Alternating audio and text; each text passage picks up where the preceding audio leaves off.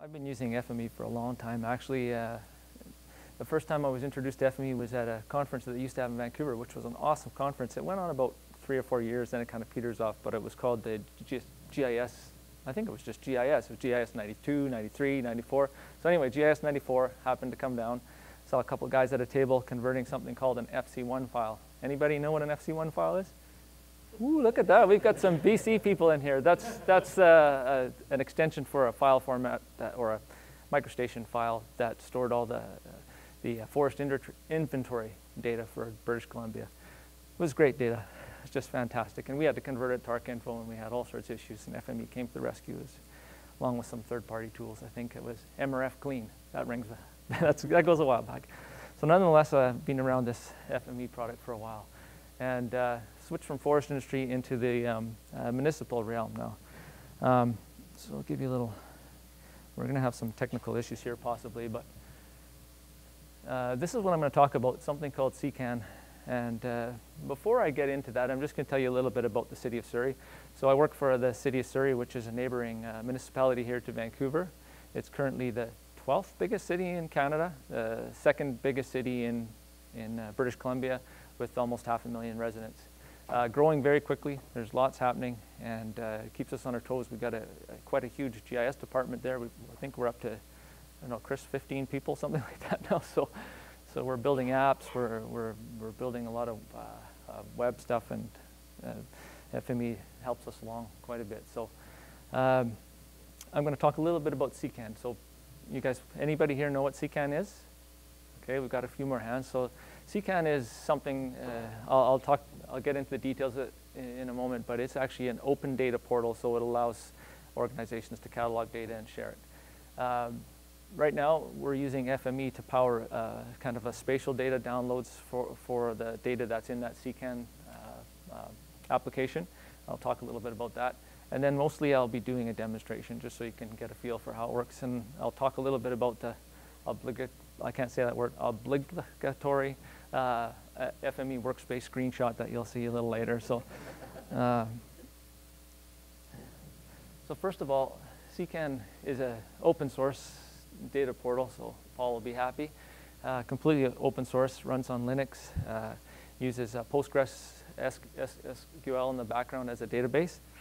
And this application, it's a web-based application, streamlines publishing, sharing, finding, and using data. So with this tool, you can actually set up security. You can set up so that certain people in different parts of your organization are kind of in charge of putting their data there and publishing it and sharing it. And then, of course, it has a beautiful search engine, so it does a great job of finding data. And the open data movement is really picked up in the last couple of years.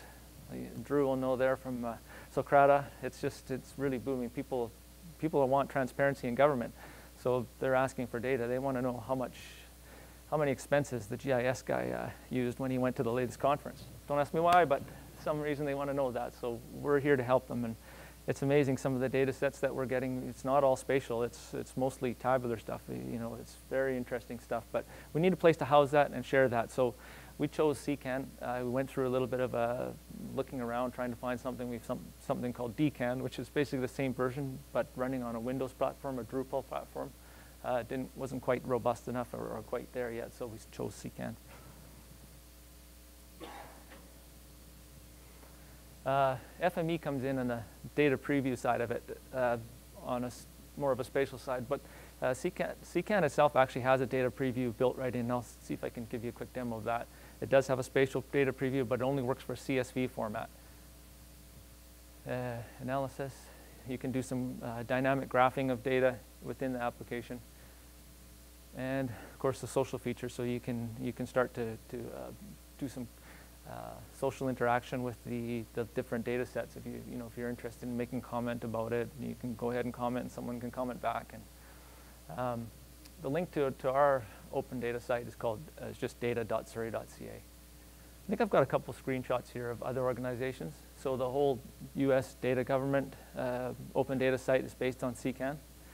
Anybody visited this site at all? A couple. And data.gov. And Canada, of course, we've got data.gc.ca. also empowered by the CKAN product. And British Columbia here locally, I believe, is going to move to something like that at 1.2. So how does FME power CKAN? We employ the FME server for this, particularly the data download service. Now this is something that's unique. I mean, you'll see a lot of people offering their data, and not inside of CKAN, but they'll have an FME server type data portal where you can go in and you can draw a box and you can download the data. We've been doing this in the past. In fact, what was it, 5 years ago was the last conference, FME conference, was it? I was at the one before that, and I was doing a presentation on this very similar thing. But at that point, we were using Spatial Direct, and we were actually charging money for the data. So we had it integrated with a class system where you could put in your Visa card and buy stuff. So we decided that's not a very good approach. It's the public are paying for it anyway. So now we've gone all wide open source license, so you can download anything for free. I'm going to talk about some of the data sets in a moment. So the beauty of this little FME server component is that you can download any CKAN data set in any format for any area. So most CKAN implementations, you just download the file. All you get is a gigantic, you get basically the whole layer. You don't get a little area. And some of our data sets are quite large. So for instance, we provide the ability to download all our LAS files, which are LiDAR files. And there's hundreds and hundreds and hundreds of gigabytes of data. In fact, I think there's more than a terabyte of LAS files. So, you know, downloading them all for the whole city when you just want a neighborhood doesn't make sense. What you see is what you get. Okay, what I mean by that is the City of Surrey also has a portal for their GIS map. So they have a GIS mapping application called Cosmos. And what that allows you to do basically is look at any of our GIS layers in an interactive mapping type application. It's Esri based, so you get really nice symbology. You turn on a layer, you see what something looks like, you can see a legend. And we wanted to try and mimic that experience with CKAN, within CKAN. So I'll talk a little bit how we did that in a minute. So I'm going to try and switch over here. Apparently we're trying something that we're not supposed to, but we'll see. I should be dragging a screen over here. And we'll try and go full screen here. That might. Unfortunately, I don't see on the same screen here, so I'm going to get a sore neck. So this is basically their open data site. There's some categories down at the bottom for people that want to quickly go to something that they're interested in. So finance is a big one, and we actually added. This screen is just terrible. You can't see the colors. We added some of our own custom functionality down at the bottom, so people could see which data sets were the most popular. So there's some analytics going on in the background that are showing you what gets downloaded a lot. And things that are recently updated, that'll also, if we add a new data set, it'll show up there. So let's see what else. And then of course there's the search, there's apps and visualization. I'll see if I might be able to see it on this screen here. I'm losing my cursor here, so let's see. Let's just look at local government, for instance. So right within CKAN, there's the ability to visualize data. It's probably not such a good noise. Here we go. Traffic cameras, for instance. So if you want to get a list of all the traffic cameras in the city, you can download the CSV file. If you're raring to go, it does have latitude and longitude. Or you can, if I go to this download button here, I can download it directly. If I click on it here to see preview, you can see that right within CKAN. It gives you the ability to take a quick look at the data. You'll notice that there's a graph. Graphing traffic cameras probably wouldn't look too exciting, but you can go ahead and you could pick, like if it was some changes or something like that. Like we've got the good one recently for BC is the class sizes in Surrey and how they've grown over time. So I won't look at that one, but we've got some issues with that right now in our province. But there's a map tab here as well. So you can see that opens up a little leaflet map, and it's pretty slick actually. It'll zoom in, it'll let you see traffic cameras, and there's actually, of course, it's not a clickable link, but you can link and view an image of that traffic camera live. So this is one way quickly to get to the data, but it doesn't allow you to draw a box around an area or just grab what you want. So I'm going to go to another data set here.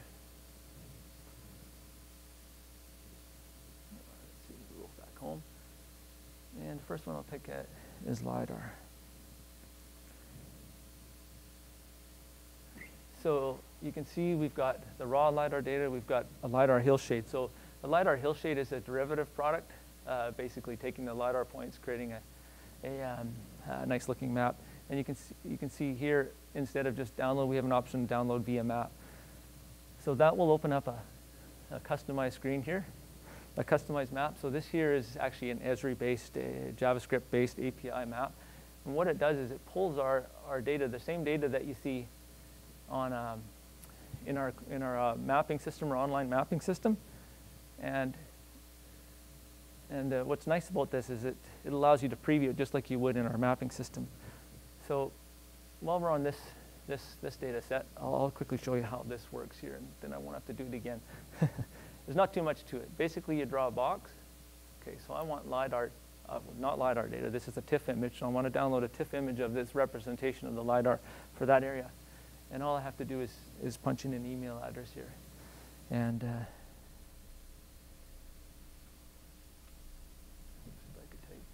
I can't see. If I punch the wrong email in, someone else will get it. That's okay.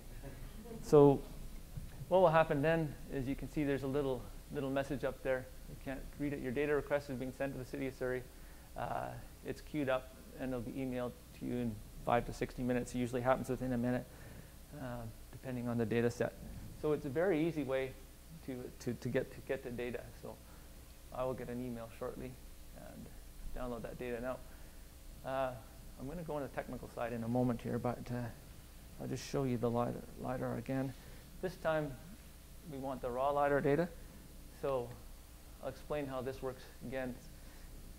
In this case, there's only download, and what it does is it goes right to the map.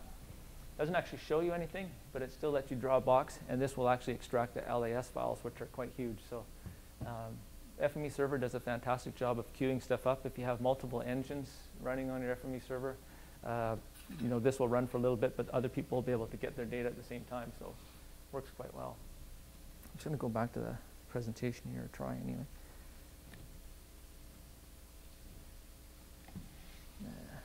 See here.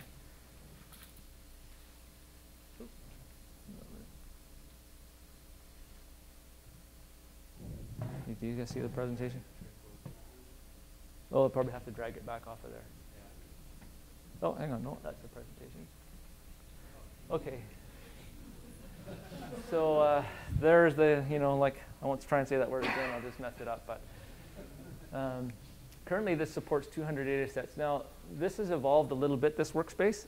At first, I was using what's called the dynamic schema reader, which is fantastic. There was like, I don't know, I think there might have been like 10 or so transformers in there. It was fantastic. Basically, you plug it into your data source, which is SDE. You put this dynamic thing. You say you want it out in this format and add a few published parameters, and it will send it off. And that was great. But what we really wanted to do, we wanted to get away with people having to download the whole lots layer when they only want a few features. Or, for instance, we have a feature class called road center lines. Well, in road center lines, we've got bike trails. We have highways. We've got, what if someone just wants to download the highways? What if they just want the bike trails? So we had to go in and rejig my FME workspace. A colleague of mine took it apart and rebuilt it. But it's a lot smarter now. So this is really slick. What it does is yeah, I talked about that. I'll talk about those ones in one moment. But this uses some really cool technology. We have the map that I was going to show you that we use for our online mapping system, Cosmos. It uses ArcGIS, and ArcGIS uses a format called ArcMap. And within ArcMap, you have layer files. Well, there's a way to read layer files in FMEs. So this fellow, he actually wrote some Python to some, I'm not sure exactly how he did it, but what he did is he went through all our layer files and retrieved the information in there, which is what is called the definition query. And the definition query is what will limit a data set. So for instance, if there's a layer named bike lanes, or what will happen is it's against a corporate layer, but there's a query in there that says, show me only these bike lanes, you know, where the code equals this, where the code equals this. So this guy took all this, he wrote this Python script to generate this, and he create this big ordered list. I think it might even be JSON actually, that says for this layer, use this definition query. So what we've done then is we've taken the workspace. So next, when someone requests that data, we go in and pull that definition query from that list. We do a matcher, and basically send it off on one of those trails. So it's quite there's, I don't know how many millions of attribute filters in there, but that's basically what you see. In the case of LiDAR, we actually, the web application detects, I'm going to show you quickly here. Let's see. You see that? Yeah. Oh, I lost my cursor now. Oh, because it's on the other screen. Let's go back here again. The web application detects, I don't know if you noticed at the top here. Sorry. You notice up in the URL, you can't really read it, but it's also, it passes two parameters, the name of the layer and the format. So in this case, it says format TIFF.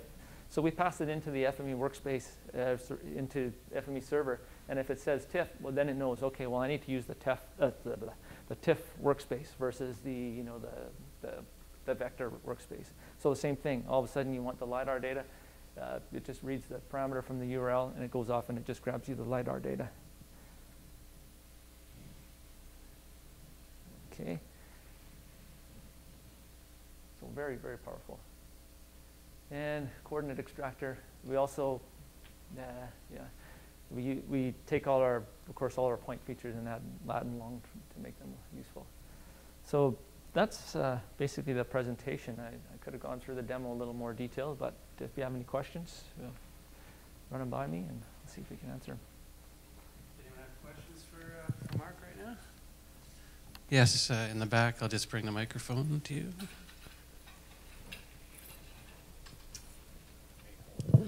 We have very identical task in the city of Calgary, and the main challenge is, do you define the schema 200 times?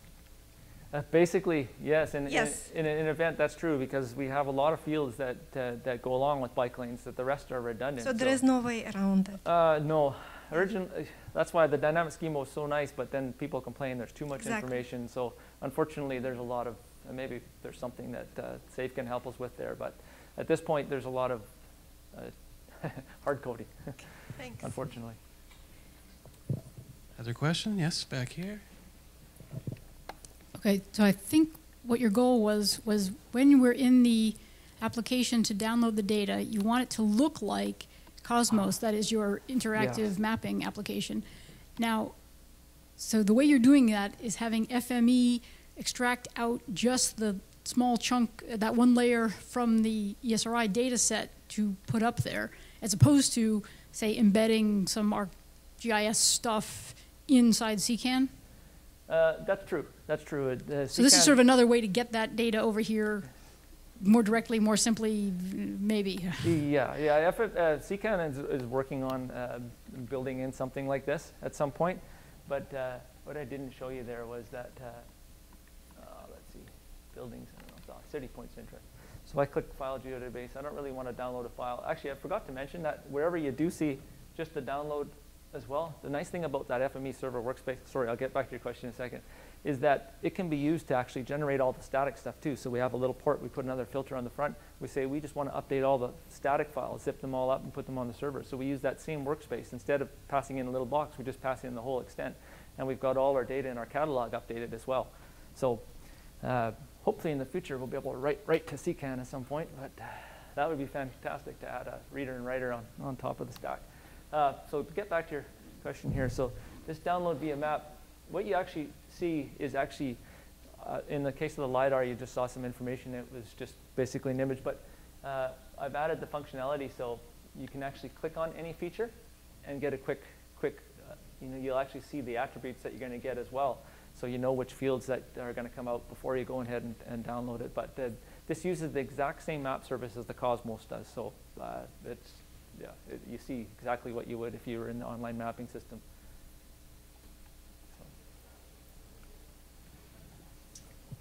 Great, thanks. We've got a few more over here. I'll start with you. So if you download the data, do you get metadata? Metadata is interesting, actually. We're working on that right now. We want to actually, in Esri, you have the ability to capture metadata in Art Catalog. We're trying to build some sort of a system that might use FME that will take the data from Art Catalog's metadata, house and put it into the CKAN. Within CKAN, there's quite a bit of metadata. There's all sorts of fields and columns that you can populate. What we do is, there's another layer I didn't show you there either, but a lot of our surveyors, they want a package of layers. So like cadastre, for instance, they want a cadastre package. There's a layer in CKAN for cadastre package. And within that layer, we actually bundle up a PDF file. I don't, where's Glenn? Is he in here somewhere? I won't mention that PDF anywhere. But it basically has our metadata for that package in more detail. But at this point, the metadata is actually in the CKAN. So before you even get to this page, you can read when was it updated. Oh, there you are. Yeah, he loves PDFs. But anyway, yeah. So that way you can find a lot of the information, where it came from, who maintains it, what's it for. Right. A few years back, Surrey said it was costing them $50,000 a year to process custom requests for data extracts. Yes. What's it costing you now to make the unlimited data set available? Well, that's a really good point. Actually, it's driven down the costs considerably. We used to actually have a full-time person that their job would be to take emails from consultants and the public and pass off these data requests, or people could purchase it using our older system. So that person has since retired. And we're not taking away jobs. We're actually making work in other areas. But it's that $50,000 is no longer. Once this is up, we actually this is a Linux server. So we found a hosting company in Vancouver to host, because the City of Surrey's standard is all Windows-based. So we found a company to host the server, which is quite reasonable. So the cost is still manageable and for what it does. One more question down here. How many FME server engines do you have? Actually, just 2, to tell you the truth. Just 2 on our production server. It's on a virtual machine as well. It's a virtual server running under VMware. It seems to be working quite well so far. I mean, we have had that problem where people download the LAS files. Sometimes those take a couple hours, and that's caused the queuing is supposed to work right, where the other engines will pick up the slack. But we've run into a few troubles there, but it seems to be okay. In fact, these, like if I was to select that whole area, it wouldn't take more than a minute. I'd have the email and the data. It's very quick, very powerful. All right, another question up front.